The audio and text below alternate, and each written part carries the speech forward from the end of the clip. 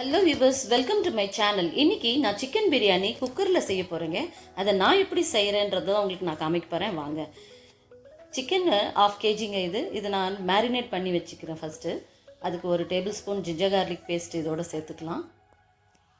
கூடவே 1/4 டீஸ்பூன் மஞ்சப்பொடி, 1/4 டீஸ்பூன் மிளகாத்தூள், புதினா 1 கப்பு ஃபைனாக சாப் பண்ணி வச்சுருக்கேன், அதையும் இதோடு சேர்த்துக்கலாம். 4 டேபிள் ஸ்பூன் எடுத்து வச்சுருக்கேன், அதையும் இதோட சேர்த்துக்கலாம்.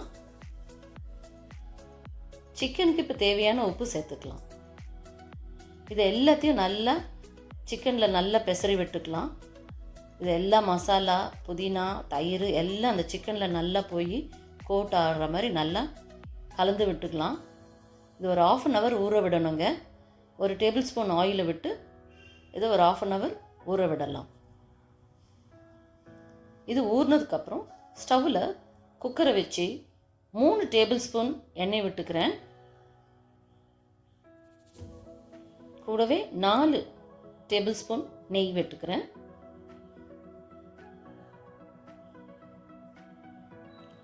இப்போ இது எண்ணெய் நல்லா காஞ்சதும் இந்த மசாலாலாம் போட்டுக்கலாம். பட்டை, கிராம்பு, ஜாவித்ரி, ஸ்டார் ஆனிஸ், ஒரு மராட்டி மொக்கு, ஏலக்காய், கூடவே ஒரு பே லீஃப்.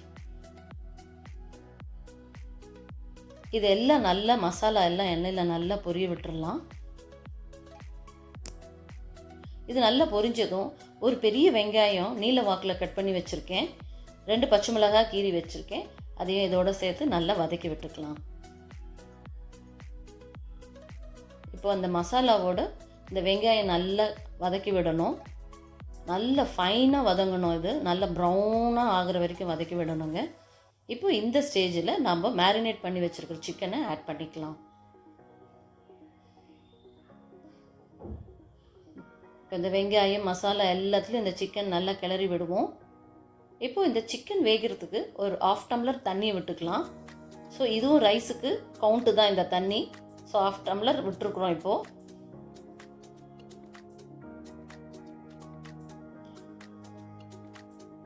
இது மூடி போட்டு 2 விசில் விட்டு நிறுத்திடலாங்க. மீடியம் ஃப்ளேமில் வச்சு 2 விசில் விட்டு நிறுத்திடலாம். இப்போ 2 விசில் ஆயிடுச்சு, திறந்து பார்க்கலாம். இப்போ சிக்கன் 3/4 வெந்திருக்கு. இப்போ இந்த டம்ளரில் தான் நான் 1.5 டம்ளர் ரைஸு ஊற வச்சு கழுவி ஊற வச்சு வச்சுருக்கேன் 20 மினிட்ஸு. இப்போ அதையும் இதோடு சேர்த்துக்கலாம். இப்போ 1.5 டம்ளருக்கு 3 டம்ளர் தண்ணி தேவைப்படும் இல்லையா? ஆனால் நம்ம 1/2 டம்ளர் ஆல்ரெடி விட்டுருக்கோம்.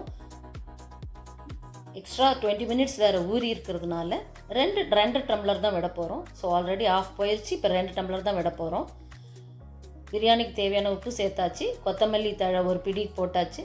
இப்போது இந்த ஃப்ரை பண்ணி வச்சுருக்கேன் ஃப்ரைடு ஆனியனையும் இதோடு சேர்த்து நல்லா கிளறி விட்டுடலாம்.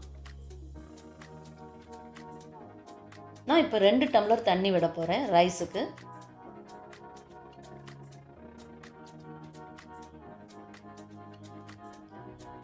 ஸோ 2 டம்ளர் தண்ணி இதில் இருக்குது. ஆல்ரெடி 1/2 டம்ளர் ப்ளஸ் 2 கிளாஸ் தண்ணி இந்த ரைஸுக்கு.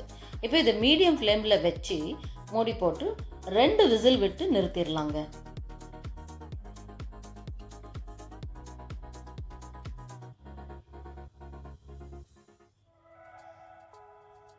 நான் செய்கிற இந்த ஸ்டைலில் ட்ரை பண்ணி பாருங்கள். சிக்கன் நல்லா மேரினேட் பண்ணி நம்ம பிரியாணி பண்ணுறதுனால இது ஃப்ளேவரும் நல்லா இருக்கும், டேஸ்ட்டும் இருக்குங்க. இப்போது 2 விசில் விட்டாச்சு, நம்ம திறந்து பார்க்கலாம். நல்ல ஃபைனாக வந்திருக்குது பிரியாணி. நல்ல உதிரியாக இருக்குது பார்த்தீங்களா ரைஸு.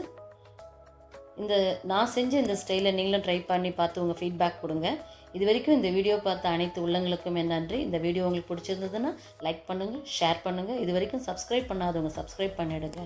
நெக்ஸ்ட்டு இன்ட்ரெஸ்டிங் ரெசிபியோடு உங்களை சந்திக்கிறேன். தேங்க்யூ, பாய்.